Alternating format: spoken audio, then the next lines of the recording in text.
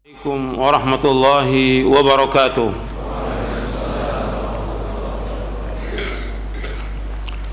Innal hamdalillah nahmaduhu wa nasta'inuhu wa nastaghfiruh wa na'udzu billahi min shururi anfusina wa min sayyiati a'malina. Man yahdihillahu fala mudilla lahu wa man yudlil fala hadiya lahu. Asyhadu an la ilaha illallah wahdahu la syarika lahu wa asyhadu anna Muhammadan abduhu wa rasuluh. Ya ayyuhalladzina amanu taqullaha haqqa tuqatih wa la tamutunna illa wa antum muslimun. Ya ayyuhan nasu taqu rabbakum alladzi khalaqakum min nafsin wahidah wa khalaqa minha zawjaha wa batha minhuma rijalan katsiran wa nisaa'a wattaqullaha alladzi tasaaluna bihi wal arham innallaha kana 'alaykum raqiba. يا أيها الذين آمنوا اتقوا الله وقولوا قولا سديدا يصلح لكم أعمالكم ويغفر لكم ذنوبكم ومن يطع الله ورسوله فقد فاز فوزا عظيما. أما بعد فإن أصدق الحديث كتاب الله وخير الهدي هدي محمد صلى الله عليه وعلى آله وسلم وشر الأمور محدثاتها وكل محدثة بدعة وكل بدعة ضلالة وكل ضلالة في النار. Ayolah ikhwah, a'azakumullah, kepada semua yang hadir, ikhwan dan akhwat yang mudah-mudahan dirahmati oleh Allah Ta'ala, dan kepada kaum muslimin yang mendengarkan kajian ini yang mudah-mudahan dirahmati oleh Allah Ta'ala. Alhamdulillah, kita bersyukur kepada Allah Subhanahu wa Ta'ala atas segala nikmat yang Allah karuniakan kepada kita, nikmat Islam, nikmat iman, nikmat sehat, nikmat afiat, nikmat dijauhkan oleh Allah dari berbagai macam malapetaka. Dan kita bersyukur kepada Allah Subhanahu wa Ta'ala, kita diberikan hidayah taufik untuk selalu dan senantiasa menuntut ilmu syar'i, dan kita selalu mohon kepada Allah agar kita diberikan taufik untuk dapat mengamalkannya. Ikhwan fillah, azakumullah, kita akan lanjutkan kajian kita dari Syarah Aqidah Ahlussunnah wal Jamaah. Kita masuk poin yang ke-55, yaitu tentang tabarruk. Tabarruk artinya mencari barokah. Tabarraka yatabarraku tabarrukan, yaitu talabul barakah. Kalau di kita dinamakan apa? Ngalap berkah, ya. Ngalap berkah. Tabarruk, mencari barokah. Keberkahan berasal dari Allah SWT. Namun Allah Azza wa Jalla mengkhususkan sebagian berkahnya kepada seorang hamba atau makhluk tertentu yang dikehendakinya. Oleh karena itu, seseorang atau suatu makhluk atau benda tidak boleh dinyatakan mempunyai berkah kecuali berdasarkan dalil dari Al-Quran atau As-Sunnah yang sahih. Berkah artinya kebaikan yang banyak atau kebaikan yang tetap dan tidak hilang. Saya akan sebutkan tentang makna barokah. Yang pertama yang perlu saya sebutkan tentang semua kebaikan itu ada pada Allah SWT. Bayan annal khaira kullahu fi yadillah subhanahu wa ta'ala, bahwa kebaikan semuanya berada di kedua tangan Allah Subhanahu wa ta'ala. Ini saya ambil pembahasan tabarruk ini dari buku At-Tabarruku Anwa'uhu wa Ahkamuhu yang ditulis oleh Dr. Nasir bin Abdurrahman bin Muhammad Al-Judai, yang diterbitkan oleh Maktabah Ar-Rushd di Riyadh. Yang harus kita ingat bahwa semua kebaikan itu datangnya dari Allah, dan semua kebaikan ada pada Allah Subhanahu wa Ta'ala. Allah berfirman dalam surah Ali Imran di ayat 26, Qulillahumma malikal mulki tu'til mulka man tasha' wa tanzi'ul mulka mimman tasha' wa tu'izzu man tasha' wa tudhillu man tasha' biyadikal khairu innaka ala kulli syai'in qadir. Katakanlah, ya Allah, Engkaulah raja dari semua raja. Engkau memberikan kerajaan atau kekuasaan kepada siapa yang Engkau kehendaki. Engkau cabut kerajaan atau kekuasaan dari siapa yang Engkau kehendaki. Engkau muliakan siapa yang Engkau kehendaki. Engkau hinakan siapa yang Engkau kehendaki. Biyadikal khair, di tanganmu semua kebaikan. Sesungguhnya Engkau berkuasa atas segala sesuatu. Arti tangan Allah semua kebaikan. Semua kebaikan datangnya dari Allah Subhanahu wa ta'ala. Di dalam Sahih Bukhari dari sahabat Abu Sa'id Al-Khudri, di Sahih Bukhari di Kitabul Anbiya, dari Nabi SAW, Allah berfirman kepada Adam, ya Adam, fayaqulu labbaika wa sa'daik wal khairu fi yadaik. Ketika Allah memanggil Adam, wahai Adam, maka Adam menjawab, aku memenuhi panggilanmu ya Allah, dan aku minta tolong kepadamu ya Allah, dan kebaikan itu ada pada kedua tanganmu. Hadis ini sahih, diriwayatkan oleh Imam Bukhari di dalam sahihnya di Kitabul Anbiya. Begitu juga Nabi ketika dalam riwayat Muslim dari sahabat Ali bin Abi Thalib radhiyallahu anhu, ketika Nabi salat malam, Nabi membaca wajjahtu wajhiya di doa iftitahnya sampai akhir. Kemudian Nabi mengatakan sallallahu alaihi wasallam, labbaika wa sa'daika wal khairu kulluhu fi yadaika wasyarru laysa ilaika, sampai akhirnya. Jadi setelah Nabi menyebutkan wajjahtu wajhiya sampai akhir, kemudian sampai kalimat labbaika wa sa'daik, artinya aku penuhi panggilanmu ya Allah, dan aku mohon pertolongan kepadamu. Kebaikan semuanya berada pada kedua tanganmu, dan kejelekan tidak bisa dinisbatkan kepadamu. Wasyarru laisa ilaika, kejelekan tidak bisa dinisbatkan kepadamu. Anabika wa ilaika tabarakta wa ta'ala astaghfiruka wa atubu ilaik. Ini diriwayatkan oleh Muslim dalam sahihnya di kitab Salatul Musafirin. Semua nikmat semua datang dari Allah SWT. Semua nikmat datang dari Allah, dan semua keutamaan datang dari Allah. Allah berfirman, wa ma bikum min ni'matin faminallah, wa ma bikum min ni'matin faminallah. Apa saja nikmat yang kamu peroleh semua datang dari Allah Subhanahu wa taala. Dalam surah An-Nahl di ayat 53, Allah juga berfirman dalam surah Al-Imran, qul innal fadla biyadillah yu'tihi man yasha. Katakanlah, sesungguhnya karunia itu di tangan Allah, dan Allah memberikan kepada siapa yang Allah kehendaki. Begitu juga semua pujian, semua nikmat, semua kerajaan milik Allah SWT. Dan itu yang dibaca oleh Nabi ketika talbiyah, labbaik Allahumma labbaik, labbaik la syarika laka labbaik, innal hamda wan ni'mata laka wal mulk la syarika lak. Labbaik Allahumma labbaik, aku penuhi panggilanmu ya Allah. Labbaik la syarika laka labbaik, aku penuhi panggilanmu ya Allah, tidak sekutu bagi engkau ya Allah. Innal hamda wan ni'mata laka wal mulk, sesungguhnya semua pujian milik engkau ya Allah, semua nikmat milik engkau ya Allah, dan semua kerajaan milik engkau ya Allah. La syarika lak, enggak ada sekutu bagi engkau ya Allah Subhanahu wa taala. Hadis ini sahih, diriwayatkan oleh Imam Bukhari dalam Kitabul Hajj di bab talbiyah, dan juga di Sahih Muslim di Kitabul Hajj di bab talbiyah. Artinya semua kebaikan itu milik Allah, semua pujian milik Allah, semua nikmat milik Allah, semua kekuasaan milik Allah. Maka dikatakan Allah itu tabarak. Arti tabarak itu hanya khusus untuk Allah, Allah yang maha barokah. Ini berkaitan dengan asalnya bahwa semua kebaikan dari Allah SWT.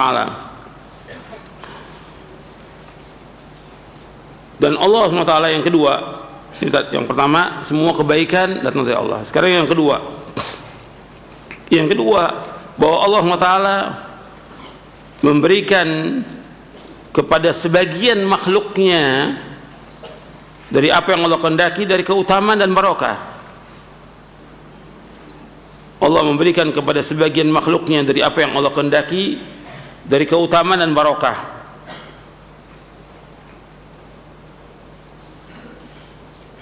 Jadi ada Rasul yang sebagian diutamakan atas yang lainnya, seperti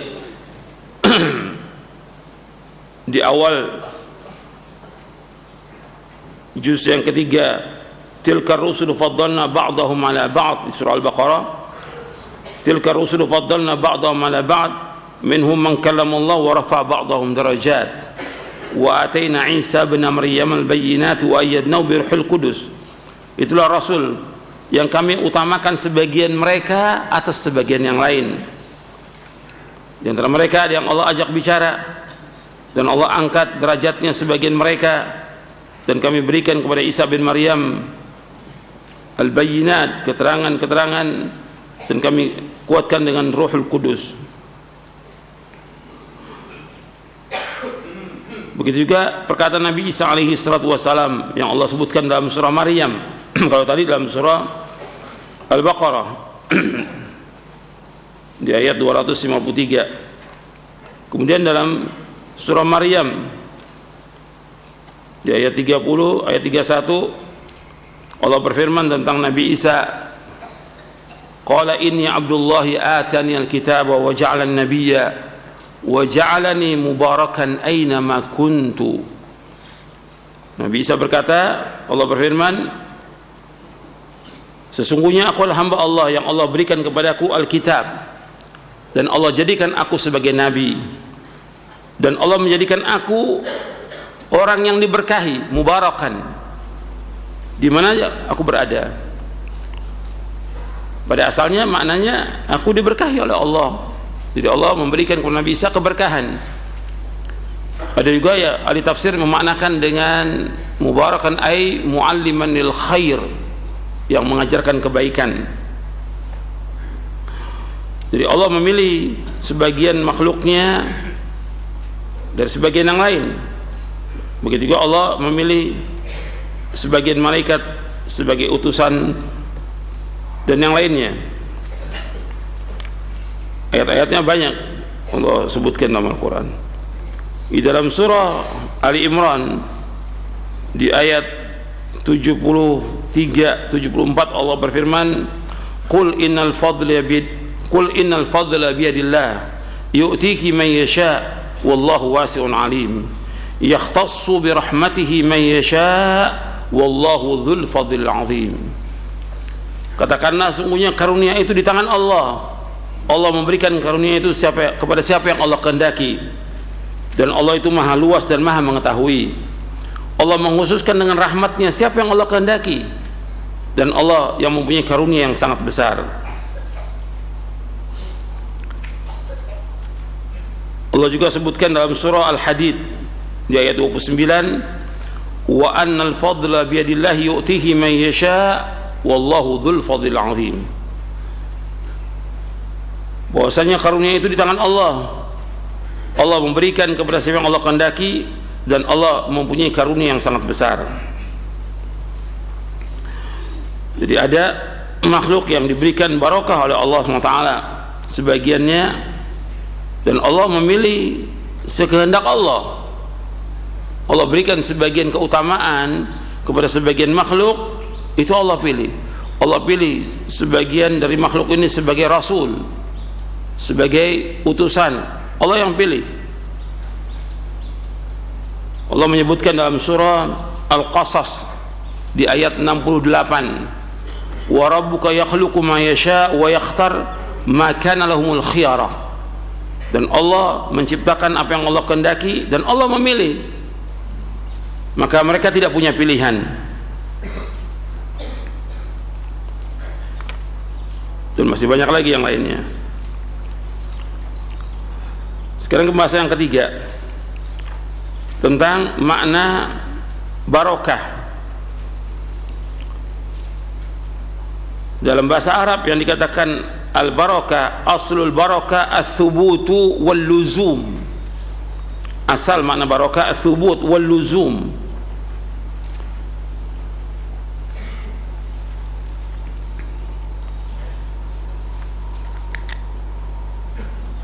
Juga dimutlakan atas barakah itu, wa tutlaqu aidan 'ala an-nama' wa ziyadah.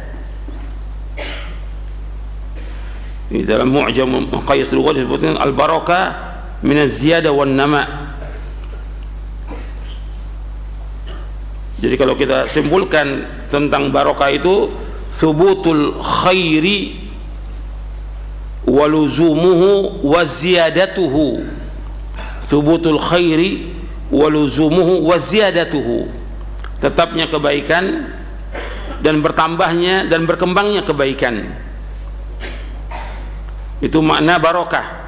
Jadi makna barokah itu tetapnya kebaikan itu, bertambahnya kebaikan dan berkembangnya kebaikan.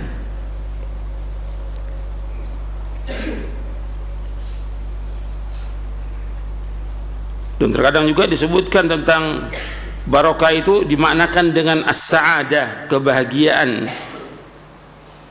Seperti Allah firmankan dalam surah Hud ayat 73, rahmatullahi wa barakatuhu alaikum ahlal bait. Rahmat Allah dan barokahnya atas kalian wahai ahlul bait. Al-barakat dijelaskan dengan makna as-sa'adah di dalam kitab Ma'anil Quran al-Farra. Itu tentang makna al-barakah.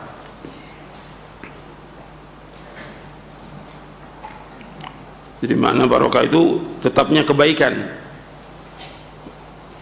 Adapun at-tabarruk kadang-kadang juga diartikan al-barakah itu kathratul khairi. Untuk tambahkan lagi kathratul khairi wa thubutuhu wa ziyadatuhu.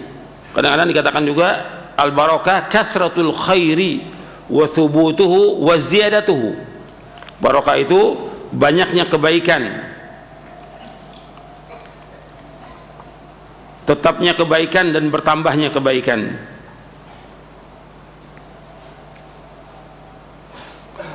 Kemudian at-tabarruk. At-tabarruk yang kita bahas sekarang ini, at-tabarruk, mencari barokah. At-tabarruku masdar dari tabarraka, yatabarraku tabarrukan, wa huwa talabul barakah. Tabarruk itu artinya mencari barokah.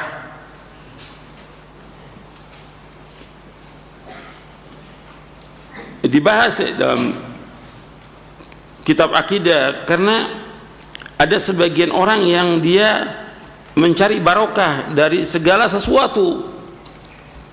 Ada yang mencari barokah dengan batu, dengan pohon, dengan kuburan. Maka dibahas berkaitan dengan masalah akidah ini, karena ini sudah masuk kepada apa? Kesyirikan. Ketika dia menetapkan bahwa batu itu barokah, kayu itu barokah, tanah itu barokah, kuburan itu barokah, mesti kembalinya kepada apa? Kembali kepada apa? Dalil.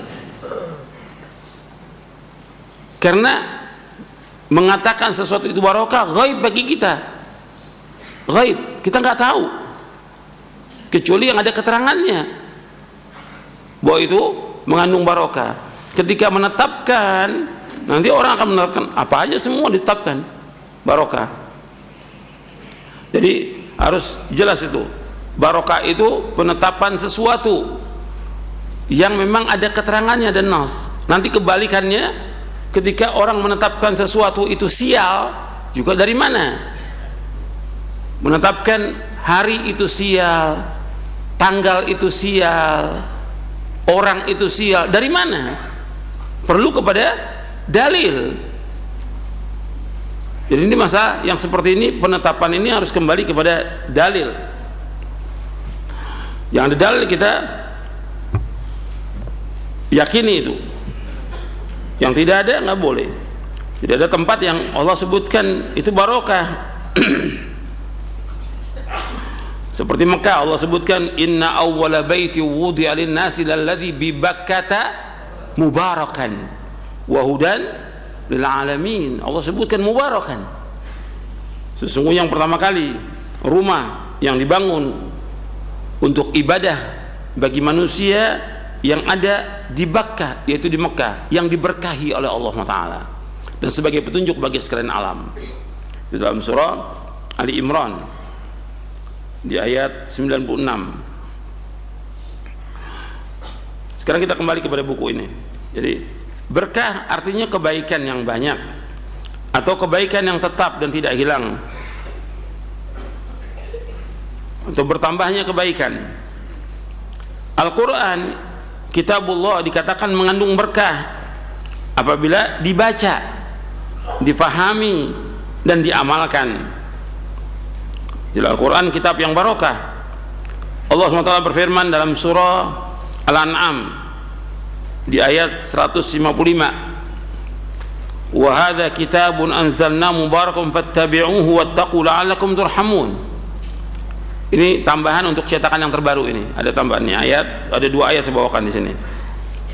Surah Al-An'am ayat 155, wa hadza kitabun anzalna mubarakun fattabi'uhu wattaqu la'allakum turhamun. Al-Quran adalah kitab yang kami turunkan dan diberkahi, maka ikutilah dan bertakwalah agar kalian dirahmati.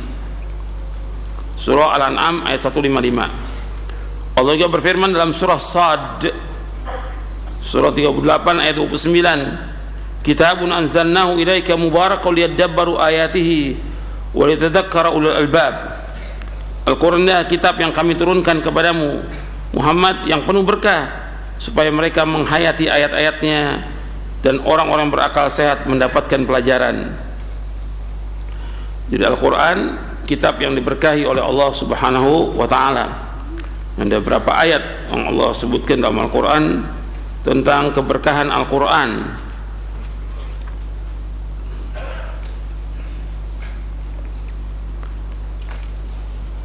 Allah sebutkan juga di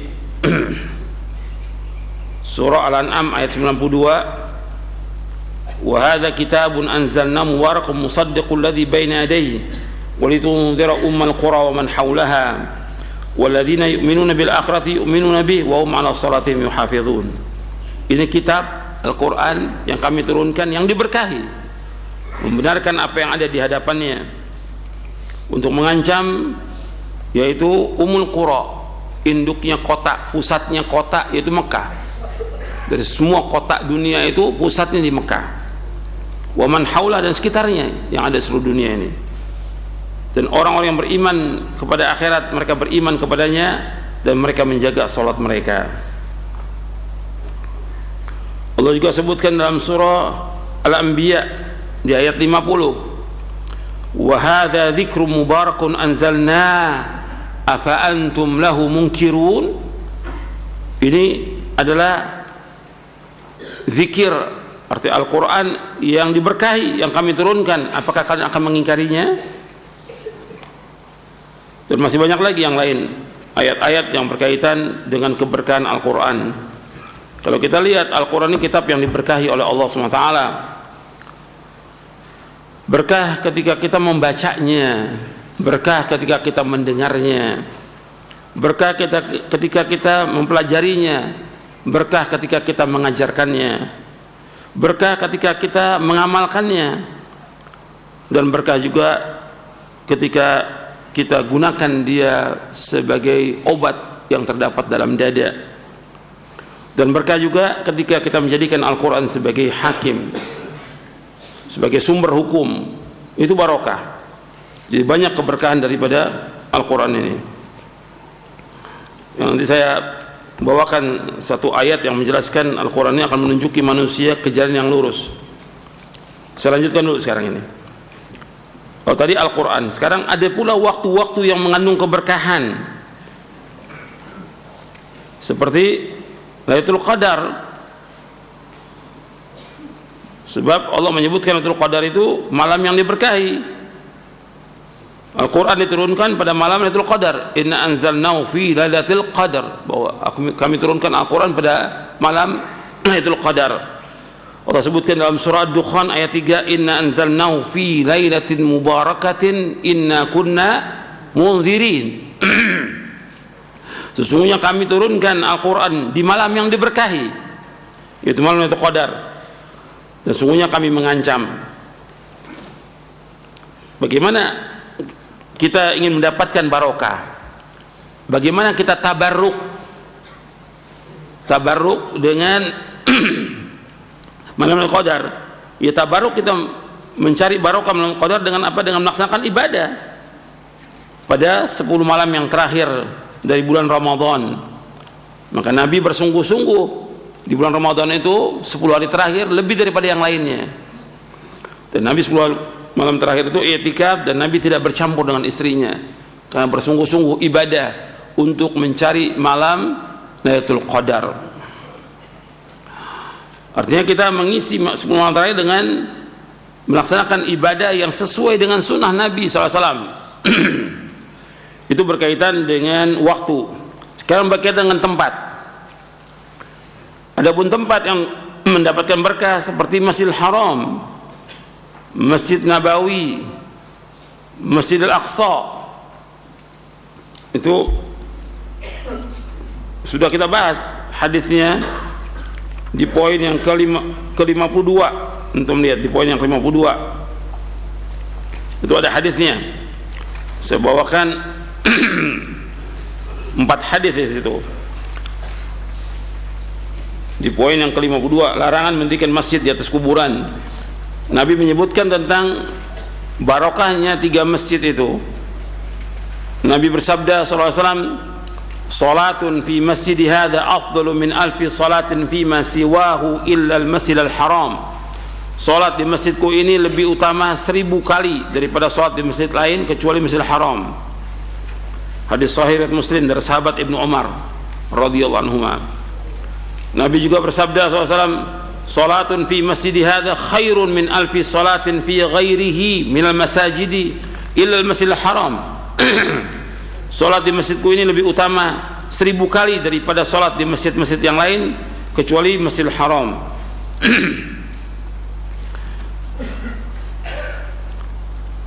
Hadisnya sahih riwayat Bukhari, Muslim dan yang lainnya. Nabi juga bersabda sallallahu alaihi wasallam, "Salatun fi masjidi hadza afdalu min alfi salatin fi ma siwahu illa Masjidil Haram, wa salatun fil Masjidil Haram afdalu min 100 alfi salatin fi ma siwahu." Salat di masjidku ini lebih utama 1000 kali daripada salat di masjid yang lain kecuali Masjidil Haram, dan salat di Masjidil Haram lebih utama 100.000 kali daripada salat di masjid yang lainnya. Hadis ini sahih, diriwayatkan oleh Imam Ahmad dan Ibnu Majah dari sahabat Jabir bin Abdullah radhiyallahu anhuma. Nabi juga bersabda sallallahu alaihi wasallam, "Ma baina baiti wa minbari raudhatun min riyadil jannah wa minbari ala haudhi." Antara rumahku dan mimbarku ada taman-taman dari taman-taman surga, dan mimbarku di atas telagaku. Ini hadis sahih riwayat Bukhari, Muslim dan yang lainnya. Artinya Nabi menyebutkan tentang keutamaan Masjidil Haram. Sekali sholat di sana sama dengan 100.000 kali dari masjid yang lain seluruh dunia. Sholat di Masjid Nabawi 1 kali sama dengan 1000 kali dari masjid yang lain seluruh dunia. Adapun Masjid Aqsa dalam riwayat disebutkan 250 kali. Dan ini riwayat sahih. Tempat itu barokah karena apa? Dilipat gandakan ganjarannya. Kita menyebutkan tentang keberkahan masjid ini dengan melaksanakan ibadah yang sesuai dengan sunnah. Apakah itu Masjidil Haram, Masjid Nabawi atau Masjidil Aqsa. Kemudian ada beberapa hal yang mengandung barokah yang berbentuk benda seperti Zam-Zam. Nabi menyebutkan Zam-Zam itu ma' mubarak, dan menurut yang lain ma'un mubarakah, air yang diberkahi oleh Allah SWT.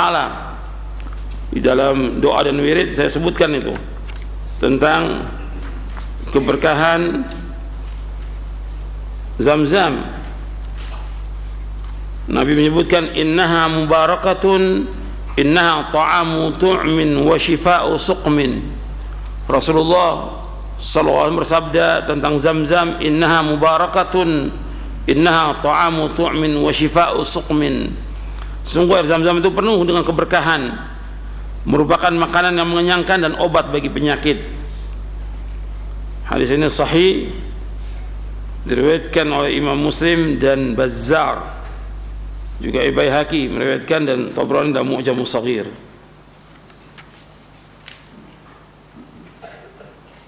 Dan Nabi juga menyebutkan ma'u Zamzam lima syuriba lahu. Air Zam-Zam itu tergantung dari tujuan orang minumnya. Zam-Zam ini barokah. Nabi menyebutkan barokah.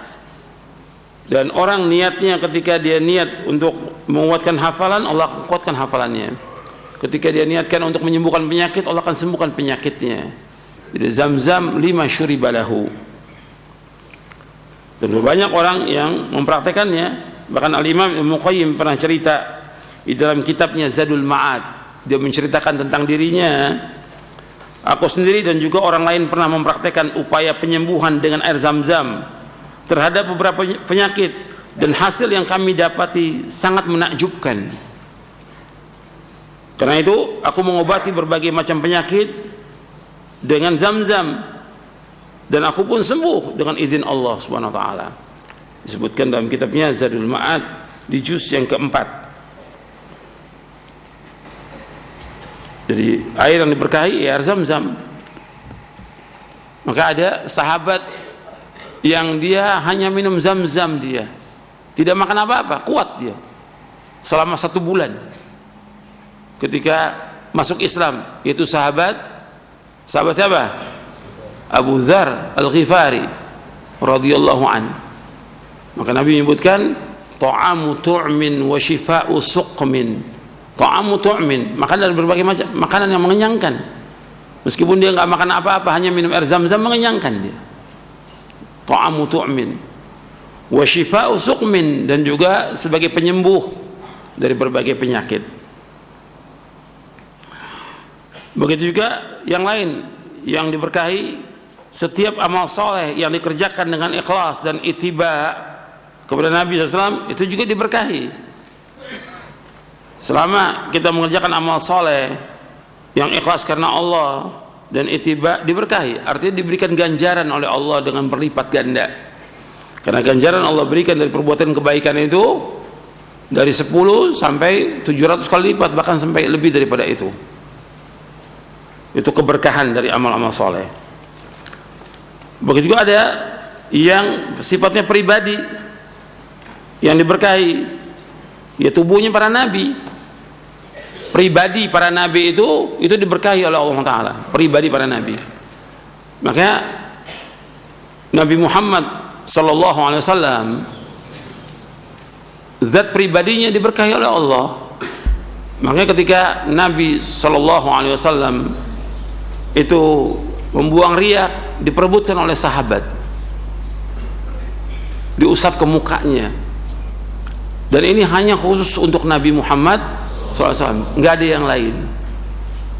Keringatnya Nabi wangi, gitu.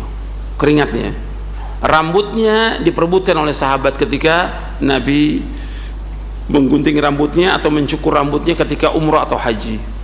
Untuk apa? Untuk mengobati penyakit. Barokah. Tapi setelah wafatnya Nabi SAW, udah hilang, nggak ada lagi semuanya itu. Dan itu hanya untuk Nabi. Tidak ada untuk sahabat Abu Bakar, Umar, Uthman, Ali radhiyallahu anhum. Tidak ada. Tidak ada sahabat yang tabaruk kepada Abu Bakar, kepada Umar, kepada Uthman, kepada Ali radhiyallahu anhum ajmain, yang mereka pasti masuk surga yang paling tinggi semuanya. Dan mereka adalah wali-wali Allah SWT, sahabat yang mulia. Tapi nggak ada orang yang tabaruk dengan Abu Bakar, tidak ada. Jadi tabaruk hanya kepada siapa? Kepada Nabi Muhammad SAW. Dan setelah Nabi meninggal sudah hilang semuanya, nggak ada lagi barang-barangnya, bajunya nggak ada lagi, sudah hilang semuanya. Dan juga tidak ada sahabat kemudian datang ke kuburan Nabi untuk mencari barokah dari kuburan Nabi. Tidak ada. Tidak ada. Kalau ada seperti itu, sudah terdapat dalam semua kitab, lau kana khairan lasabaquna ilaih. Enggak ada seorang sahabat pun juga yang datang ke kubur Nabi tabaruk dengan kuburannya. Tidak ada sama sekali. Tidak ada. Dan tidak ada di semua kitab hadis, tidak ada itu. Tidak ada. Jadi para sahabat sudah memahami bahwa tabaruk kepada Nabi SAW ketika beliau masih hidup. Gitu. Bahkan ketika Nabi sedang tidur, itu keringatnya ditadai oleh Ummu Sulaim, ditadai. Kemudian Nabi bangun untuk apa? Ya untuk cari barokah dari keringatnya Nabi, wangi keringat Nabi. Maka ketika Nabi meninggal dunia, kalau nggak salah pekan yang lalu saya bawakan, Abu Bakar melihat Nabi, mencium Nabi, engkau wangi di saat engkau hidup dan engkau mati. Wangi Rasulullah SAW, wangi, zatnya memang wangi Rasulullah SAW. Jadi khusus untuk siapa? Untuk para Nabi aja, tidak ada untuk yang lain. Dan setelah wafat nggak ada lagi, sudah hilang namanya bajunya, siwaknya, semua nggak ada lagi, itu nggak ada. Dan nggak ada sahabat kemudian ada pedang Nabi barokah dengan pedang, nggak ada, itu bohong semuanya itu, ya, cerita bohong. Itu yang biasanya yang lariskan dagangan itu siapa? Orang-orang Thariqah Sufiyah itu, yang mereka percaya kepada semuanya mengandung barokah, hatta kuburan juga. Maka dibahas ini karena mereka menjadikan kuburan itu syekhnya dicari sebagai barokah. Makanya kuburan-kuburan para wali datangi oleh mereka itu karena apa? Mereka ingin cari barokah. Ini syirik. Dan mereka kemudian bukan hanya tabaruk, itu kan kuburan itu tanahnya diusap ke mukanya, tabaruk. Kalau udah kuburan, sampai juga kotorannya Kiai Slamet juga dipeperkan ke mukanya. Ini tabaruk kata mereka, tabaruk. Kiai Slamet itu apa? Kerbau itu yang ada di Solo, udah mati. Nah itu ketika kotorannya keluar, di tabaruk mereka, cari barokah. Dan nggak mungkin seperti ini. Dalam agama Syiah ada, dalam agama Syiah. Yang pertama kali mulai ini agama Syiah. Kemudian setelah itu diikuti oleh tarekat. Dalam agama Syiah, hatta kotoran imamnya itu dipeperkan ke mukanya. Itu dalam agama Syiah. Gitu. Dan juga antum di video-video mereka banyak yang seperti itu, yang ditunjukkan bagaimana kok nggak mungkin Islam mengajarkan demikian, nggak mungkin. Islam agama yang bersih, Islam agama yang bersih, dan Islam itu menyukai kebersihan. Nggak mungkin seperti itu. Jadi ini nggak benar, bukan dari Islam. Jadi pribadi itu yang ada barokah itu adalah hanya untuk siapa? Untuk Nabi Muhammad Sallallahu Alaihi Wasallam. Nggak ada lagi yang lain. Maka saya sebutkan di sini, akan tapi kita tidak dibolehkan bertabaruk, meminta atau mencari barokah kepada manusia beserta peninggalannya, kecuali kepada pribadi Nabi dan peninggalan Nabi SAW ketika beliau masih hidup. Ketika beliau masih hidup SAW, dan tidak berlaku setelah wafatnya beliau. Semua barang peninggalan beliau sudah tidak ada dan lenyap. Setelah wafatnya Nabi SAW tidak ada seorang pun dari sahabat yang bertabaruk kepada diri Abu Bakar As-Siddiq radhiyallahu an dan lainnya, tidak ada. Tidak ada sahabat-sahabat tabaruk kepada Abu Bakar, tidak ada. Padahal orang yang paling mulia setelah Nabi Muhammad SAW adalah Abu Bakar As-Siddiq, dan yang akan menemani beliau nanti di sorga yang paling tinggi, Abu Bakar As-Siddiq radhiyallahu an. Kalau kepada Abu Bakar As-Siddiq radhiyallahu an yang dijamin masuk surga saja tidak diperbolehkan bagi seorang pun untuk tabaruk kepadanya, apalagi kepada orang selain beliau SAW. Oleh karena itu tidak boleh seorang muslim tabaruk dengan kiai, habib dan lainnya, dengan tubuhnya, pakaiannya, sisa makan dan minumnya atau yang lainnya. Semua inilah perbuatan bid'ah. Dan ini diperebutkan. Bahkan kadang-kadang bekas kobokannya kiai atau habib diminum. Nggak mungkin Islam mengajarkan seperti ini. Ini kotor dan jorok seperti ini. Masih. Jadi orang tuh kadang-kadang tabaruk dengan jubahnya dipegang, supaya barokah. Ini nggak ada dalam Islam. Dan antum jangan ikut-ikut. Ya, kalau dulu antum pernah demikian, sekarang tobat udah. Ya, kalau antum pernah demikian tobat. Nah, sekarang mulai ada lagi nih, ya. Dulu kalau udah ketemu Habib mesti cium tangan 2 kali, cium tangan dia. Bahkan kadang-kadang Habibnya ngasih barokah. Nah sekarang nungguin ustadz depan pintu ini antri. Apa antum nggak sama seperti mereka itu? Jadi kalau nggak selama nama ustadz ini nggak barokah. Nggak boleh seperti itu, nggak boleh. Nih ingatin, yang seperti ini jangan diulangi lagi antum. Nggak boleh. Antri, dia nggak pernah ada. Nabi SAW, para sahabatnya ketika Nabi turun dari khutbah, semua sahabat berebut cium tangan, nggak ada. Nggak ada.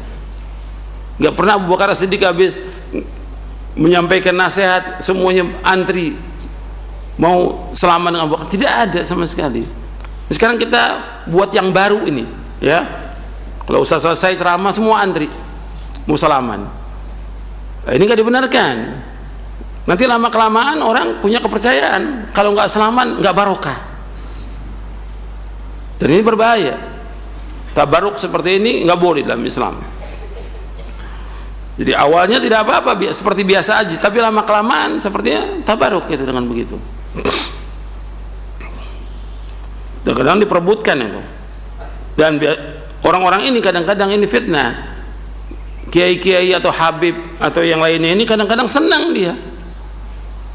Makanan yang diperebutkan, kobokan yang diperebutkan, segala macam diperebutkan. Senang dia. Mestinya nggak boleh. Dia mesti tegur. Nggak boleh seperti itu. Supaya orang paham. Sebab lama kelamaan ini awal kepada penyembahan. Ini kan wasilah kepada apa? Penyembahan. Awalnya tabaruk, tapi lama-lama begitu dia meninggal, orang datang ke kuburannya, tabaruk dengan kuburannya. Dalam Islam nggak ada. Orang yang barokah cuma satu, yaitu Nabi Muhammad SAW. Zatnya para nabi semuanya diberkahi oleh Allah. Zatnya para nabi. Yang terakhir Nabi Muhammad SAW. Itu barokah. Tapi setelah wafatnya nggak ada sahabat datang ke kuburan beliau. Tidak ada, tidak pernah ada. Gitu. Untuk minta sesuatu, untuk mengharapkan sesuatu, tidak ada. Karena sahabat sudah paham bahwa meminta hanya kepada Allah, berdoa hanya kepada Allah, dan mencari barokah hanya kepada Allah Subhanahu wa Ta'ala. Seorang mukmin yang beriman kepada Allah dan Rasulnya harus tunduk kepada wahyu, yaitu Al-Quran dan As-Sunnah. Tidak boleh mempunyai i'tiqad, keyakinan tentang sesuatu kecuali berdasarkan dalil. Karena itu tidak boleh menganggap sesuatu mengandung barokah kecuali dengan dalil. Tidak boleh menganggap sesuatu mengandung barokah kecuali dengan dalil. Demikian pula tidak dibolehkan bertabaruk dengan sesuatu. Apakah itu berupa pohon? Nggak boleh tabaruk dengan pohon, batu, kuburan atau lainnya kecuali dengan dalil. Ya, tidak boleh tabaruk dengan suatu apakah itu berupa pohon, batu, kuburan atau lainnya kecuali dengan dalil. Kan juga ada orang yang tabaruk dengan pohon. Di Indonesia ini pohon apa? Beringin. Apalagi kalau itu dekat mata air, itu dianggap barokah itu. Dan nggak boleh. Dari mana pohon itu barokah, dari mana? Kalau zaman jahiliyah itu ada yang orang jahiliyah, ini jahiliyah, menganggap bahwa Zatu Anwat itu punya barokah, sampai mereka mengatakan kepada Nabi SAW ketika mereka baru masuk Islam, mereka mengatakan ij'al lana Zata Anwat kama lahum Zatu Anwat. Ya Rasulullah, buatkan untuk kami Zatu Anwat, itu pohon bidara yang digantungkan pedang supaya pedangnya sakti gitu. Sebagaimana mereka orang jahiliyah punya. Wah, Nabi marah itu karena mereka baru masuk Islam. Jadi juga menunjukkan bahwa orang yang baru masuk Islam itu kebiasaan lama itu masih kuat gitu. Perbuatan-perbuatan yang lama itu. Makanya orang baru masuk Islam itu disuruh dia apa? Belajar, bukan suruh ceramah. Orang yang baru tobat disuruh apa?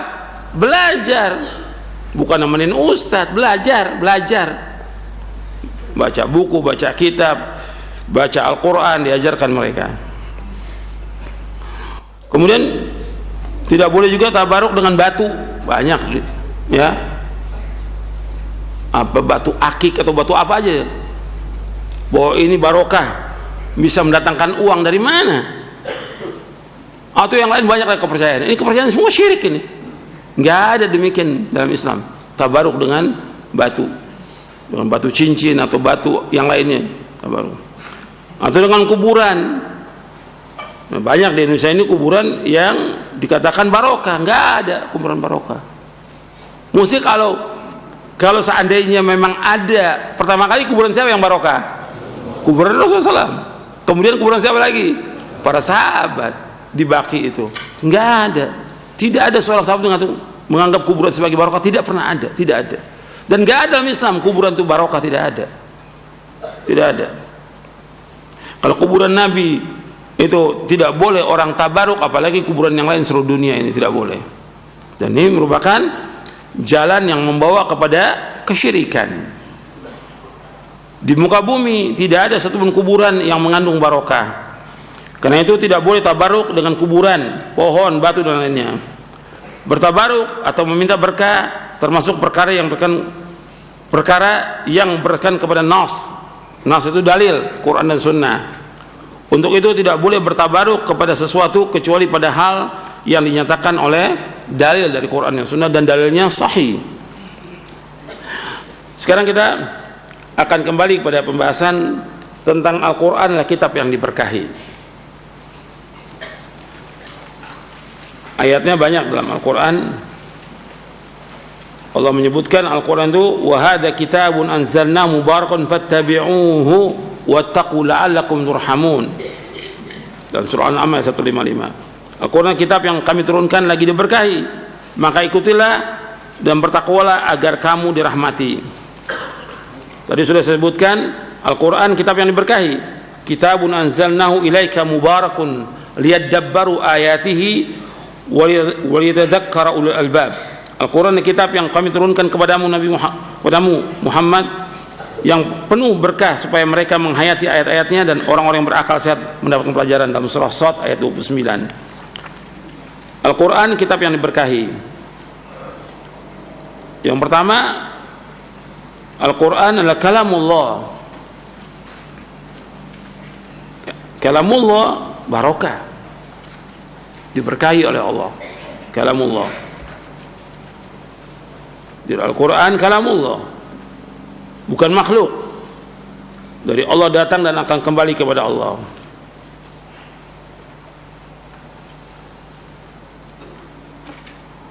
Al-Quran adalah kitab yang diberkahi. Diberkahi tadi saya sebutkan dalam membacanya.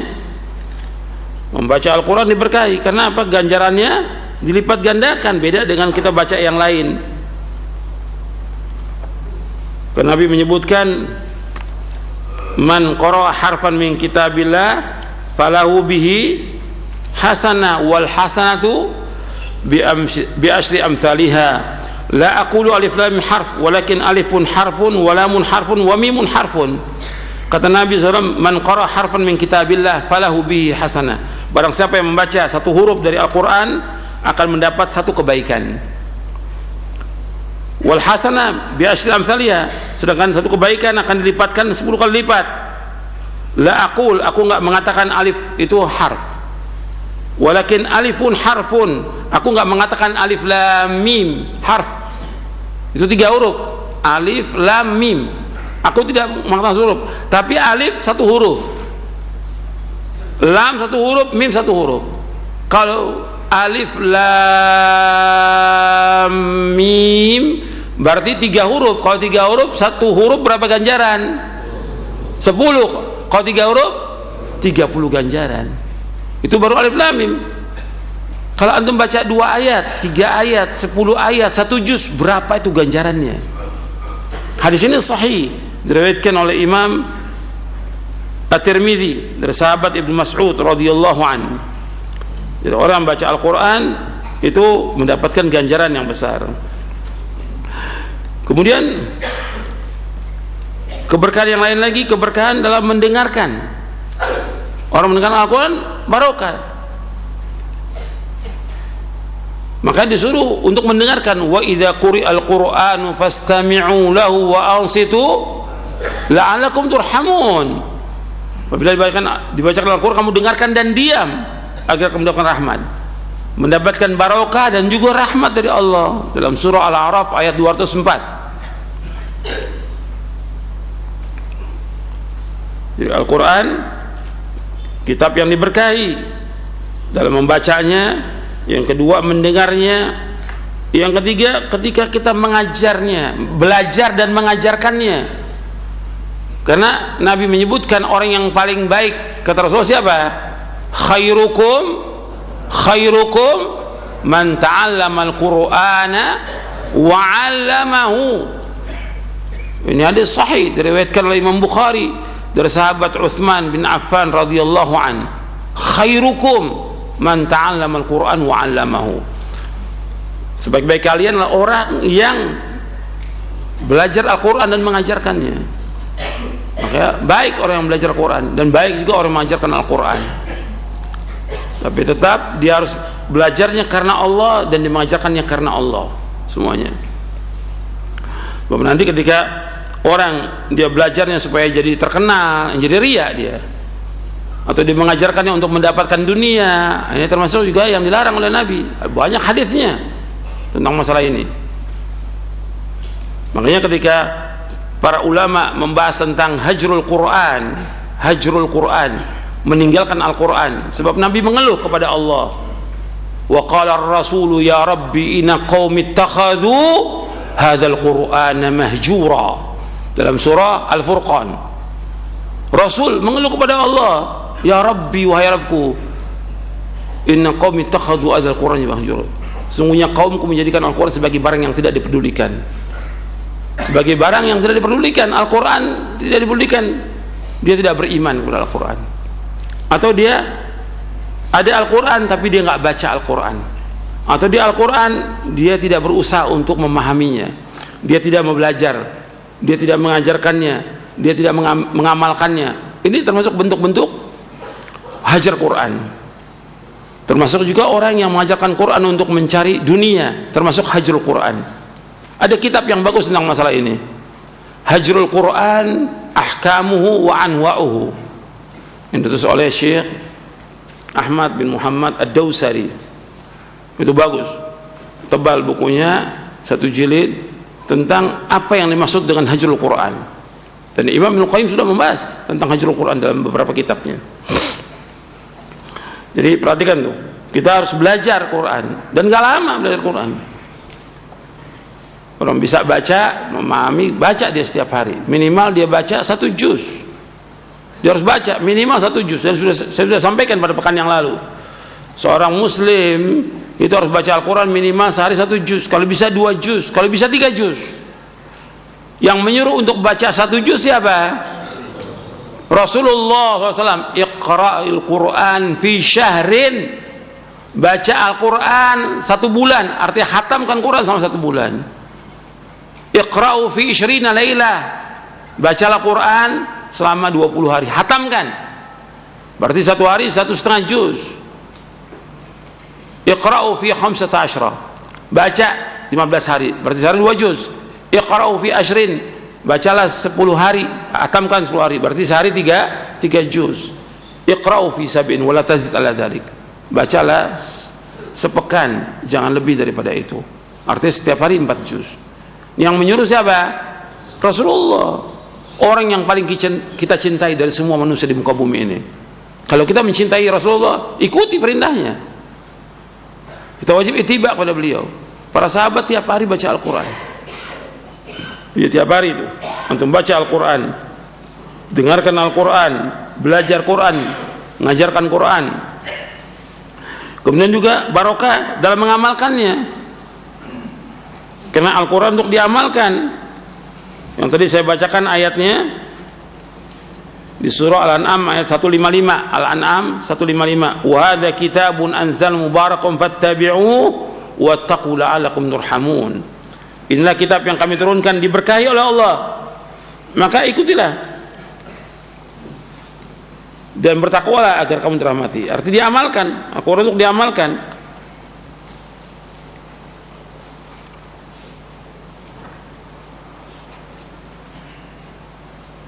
Kemudian Al-Quran barokah untuk selalu diingat, dihafal, kitab yang barokah.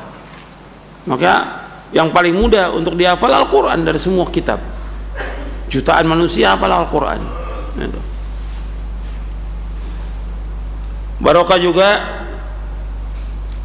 untuk mengobati orang sakit, karena Al-Quran bisa digunakan untuk mengobati. Dan yang paling besar itu mengobati yang terdapat dalam dada Al-Quran itu, karena di dada ini penuh dengan penyakit.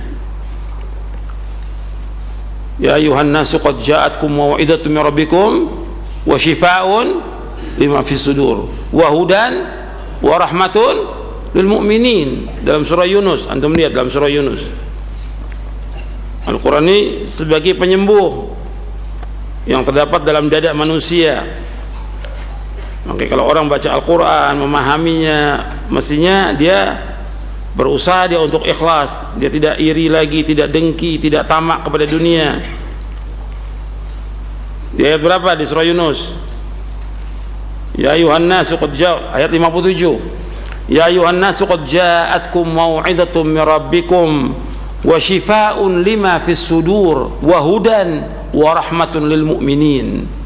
Wahai manusia, telah datang kepada kalian nasihat dari Rabb kalian, wa shifaa'un lima fis sudur, dan sebagai penawar obat terdapat dalam dada.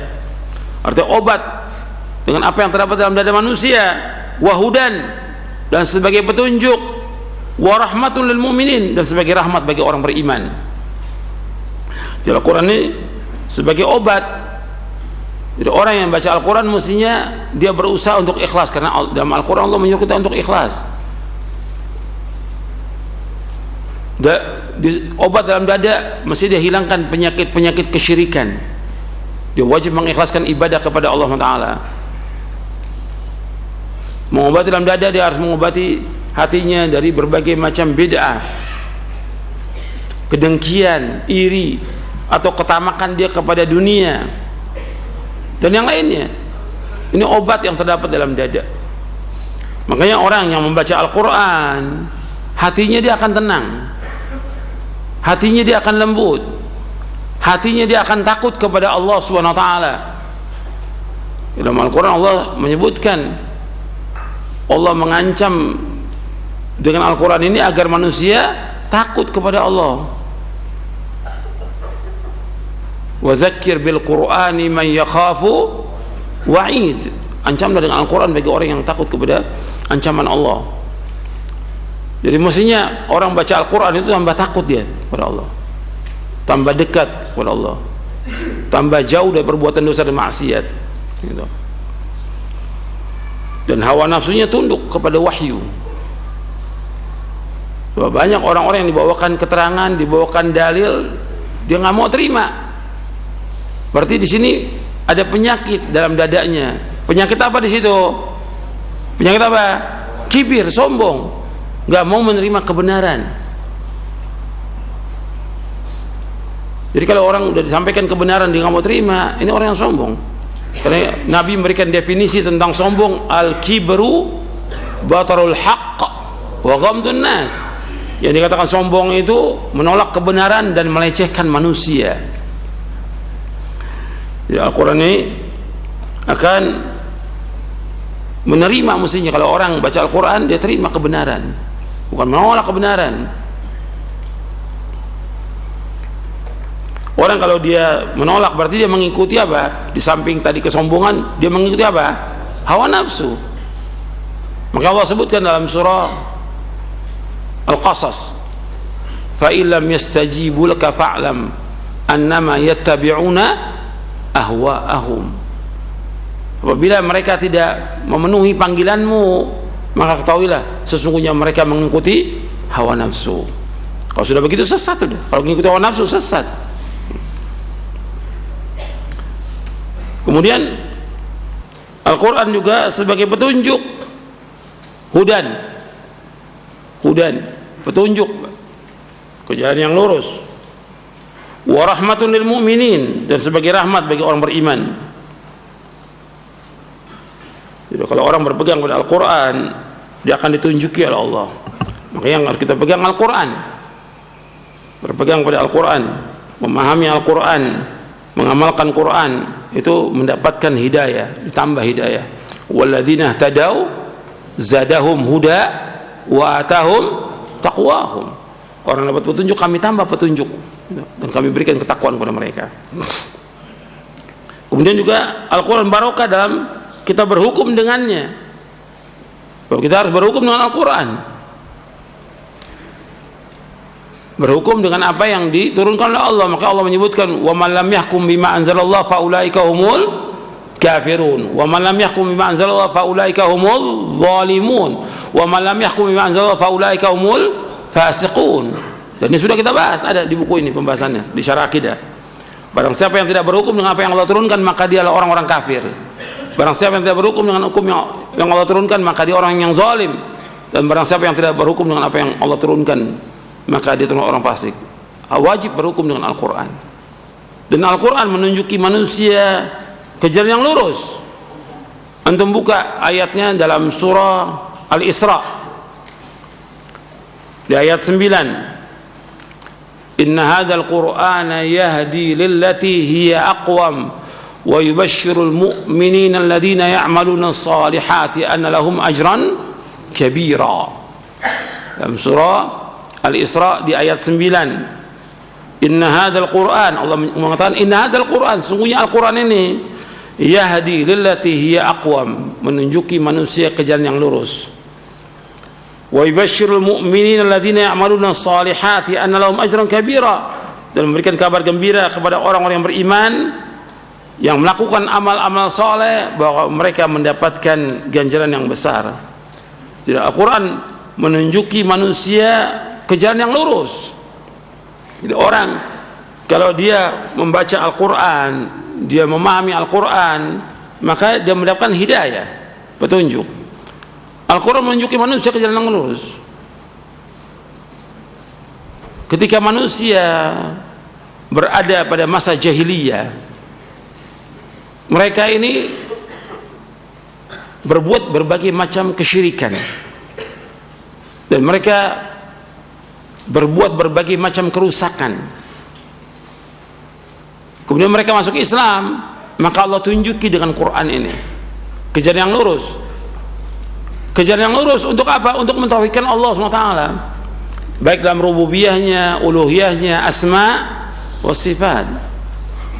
Al-Quran menunjuki manusia ke jalan yang lurus dalam semua hal, dalam dia ibadah kepada Allah, dalam dia bermuamalah, dalam dia berumah tangga, dalam segala macam. Ini mesti dengan Al-Quran akan ditunjuki. Justru dengan Al-Quran Allah akan mengangkat manusia ini derajat yang paling tinggi dengan Quran. Makanya dikatakan dari sahabat Umar bin Khattab radhiyallahu an, Rasulullah SAW bersabda, innallaha yarfa'u bihadzal kitabi aqwaman wa yada'u bihi akharin. Akhrajahu Muslim. Sesungguhnya Allah mengangkat dengan Quran ini beberapa kaum, dan Allah rendahkan beberapa kaum. Kalau orang Islam ini berpegang kepada Al-Quran, memahami Quran, memahami sunnah, dan mengamalkannya dengan mengikuti pemahaman salaf, maka Allah akan angkat derajatnya, Allah akan angkat kedudukannya, Allah akan berikan keberkahan dalam hidupnya, Allah akan mudahkan urusannya. Makanya disuruh baca Al-Quran, disuruh memahami Al-Quran, jadikan Al-Quran sebagai petunjuk hidup. Karena Allah menyebutkan bahwa dia sebagai hudan lil muttaqin dan hudan lin nas. Al-Quran sebagai hudan, dan menunjuki manusia ke jalan yang lebih lurus. Dan hukum-hukum Al-Quran semuanya benar, karena Al-Quran semuanya isinya hak. Ketika dijalankan akan damai manusia ini, akan sejahtera manusia. Kalau orang melaksanakan hukum qisas yang Allah sebutkan dalam surah Al-Baqarah, orang yang membunuh wajib dihukum bunuh, nggak ada lagi pembunuhan, aman dunia ini. Orang yang berzina dia harus didera, seperti Allah sebutkan di awal surah An-Nur, didera 100 kali, orang akan kapok, nggak akan ada lagi perzinahan. Orang yang sudah menikah, baik dia laki atau perempuan, apakah dia duda atau janda, dia berzina, direjam, dilempari dengan batu sampai dia mati. Nggak akan ada lagi perzinahan, nggak ada lagi tempat prostitusi, nggak ada lagi itu. Kalau Quran dijalankan, maka ditunjuki manusia kepada kejalan kebahagiaan. Begitu juga yang lainnya, ketika orang mencuri atau dia korupsi, dipotong tangannya, seperti Allah sebutkan dalam surah apa? Al-Maidah, was-sariqu was-sariqatu faqta'u aydiyahuma, disuruh potong tangannya. Nggak ada lagi orang mencuri, nggak ada lagi mengambil barang lain. Maka Al-Quran menunjuki ke jalan yang lurus. Dan ini dibahas oleh para ulama, diantaranya oleh Syekh Muhammad Amin Asy-Syanqiti tentang tafsir ayat ini, surah Al-Isra ayat 9. Bagus sekali pembahasan, panjang, sampai kurang lebih 50 halaman dibahas oleh beliau dalam kitabnya Adwa'ul Bayan fi Idhahil Quran bil Quran. Jadi Al-Quran menunjuki ke jalan yang lurus. Orang dengan Quran ini mendapatkan keberkahan, mendapatkan kenikmatan, mendapatkan kesejahteraan, mendapatkan kebahagiaan, mendapatkan ketenangan. Karena Al-Quran merupakan zikir, dan Allah menyebutkan inna nahnu nazzalna dzikra wa inna lahu lahafizun. Sungguh kami yang turunkan az-zikr, itu Al-Quran, dan kami akan menjaganya. Allah menyebutkan dalam Al-Quran dalam surah Ar-Ra'd, ala bi dzikrillahi tatma'innul qulub. Ketahui dengan zikir kepada Allah itu akan tenang hati kita, akan tentram. Maka disuruh baca Al-Quran. Nabi yang suruh baca Al-Quran tiap hari, pahami Al-Quran tiap hari. Nah, sekarang tidak kan, nggak baca Quran, sibuk dengan yang lain. Pekan yang lalu dalam mukadimah saya jelaskan, antum sebagai thalibul ilm jangan disibukkan dengan HP. Sekarang enggak, baca Quran dengan main HP lebih banyak apa? Main HP sampai 2 jam 3 jam.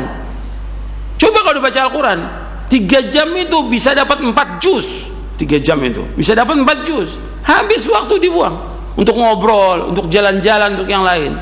Al-Quran tiap hari baca Quran, Quran baca. Iqra, kata Nabi, Iqra Al-Quran, Nabi suruh baca Al-Quran. Kemudian tadabbur. Kalau kita nggak tadabbur, berarti kita apa? Termasuk orang yang digembok hatinya. Afala yatadabbaruna Al-Quran am ala qulubin aqfaluha.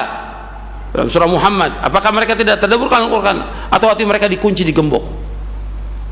Al-Quran baca, pahami.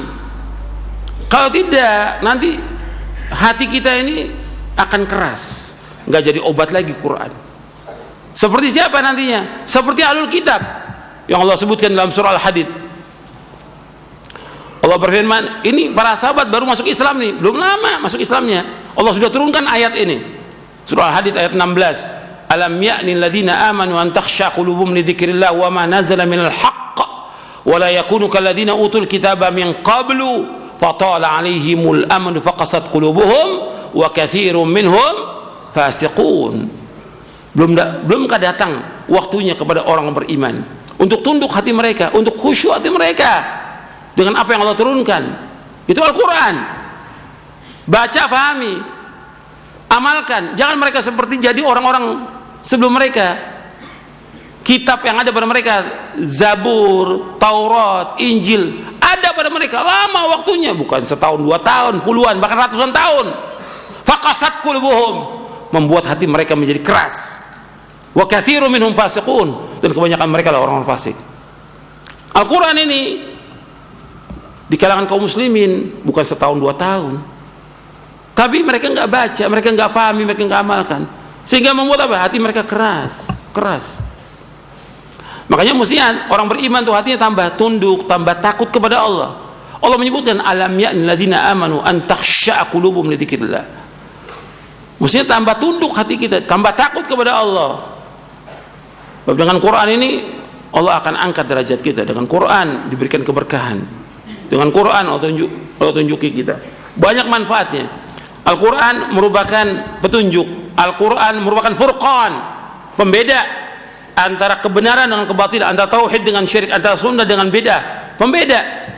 Al-Quran merupakan nur, cahaya. Orang membacanya akan diberikan cahaya oleh Allah Ta'ala.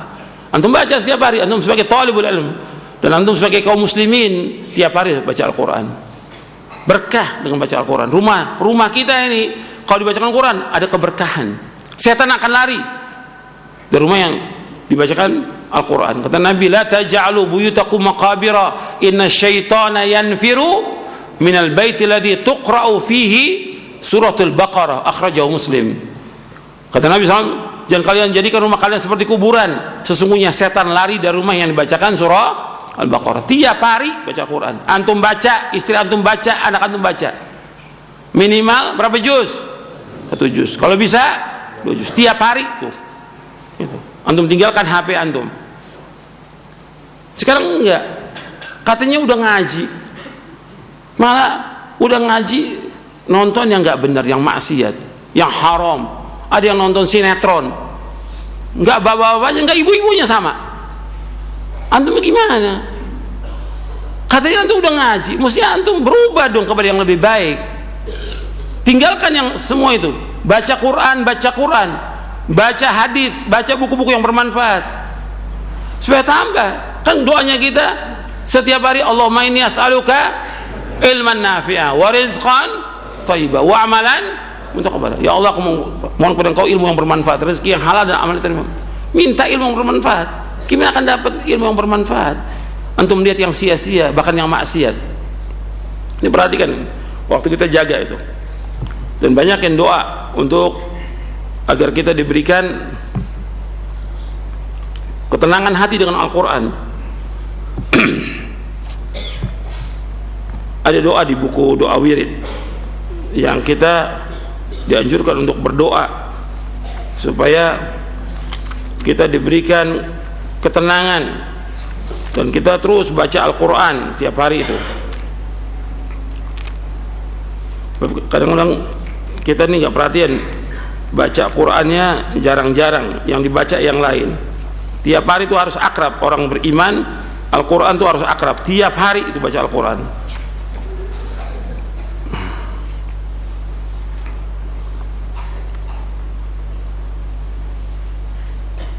Jadi Nabi menyebutkan, Allahumma inni abduka wa ibnu abdika wa ibnu abdik nasiyati bidik madin fi hukmu adlun fi qada'uk as'aluka bi kulli ismin huwa lak sammaita bihi nafsaka wa anzala fi kitabika aw alamtu an min khalqik aw ista'tharta bihi fi ilmi al-ghaib indak an taj'al qur'ana rabi'a qalbi wa nura sadri wa jala'a huzni wa dhahaba hammi. Kita minta kepada Allah agar dijadikan Quran sebagai rabi'a qalbi, kesejukan hati, dan juga sebagai cahaya, dan juga sebagai penghilang kesedihan dan pelipur dari rara kita. Itu kita minta kepada Allah.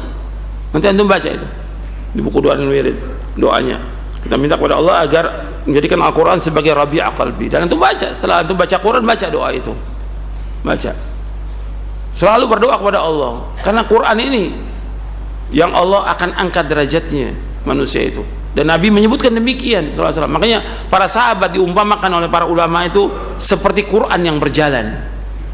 Betul-betul mereka menerima Quran, memahaminya, mengamalkannya dalam kehidupan langsung. Makanya ketika turun ayat tentang hijab, langsung mereka hording mereka sobek, mereka jadikan sebagai hijab. Langsung sami'na wa ata'na. Nggak seperti sekarang, jauh dari Al-Quran. Gimana rumah tangga jauh dari Al-Quran? Gimana pribadi muslim? Harus kembali kepada Al-Quran. Inna hadzal Quran yahdi lillati hiya aqwam wa yubashshirul mu'minin alladziina ya'maluna shalihati anna lahum ajran kabira. Ya, saya pikir cukup sampai di sini, mudah-mudahan bermanfaat dan antum amalkan. Dan kita tabaruk dengan Al-Quran. Tabaruk dengan Al-Quran apa? Dengan membacanya, memahaminya dan mengamalkannya. Kurang lebihnya saya mohon maaf. Wassalamualaikum warahmatullahi wabarakatuh. Muhammadin subhanakallah wa bihamdik asyhadu an la ilaha illa anta astaghfiruka wa atubu ilaik. Assalamualaikum warahmatullahi wabarakatuh.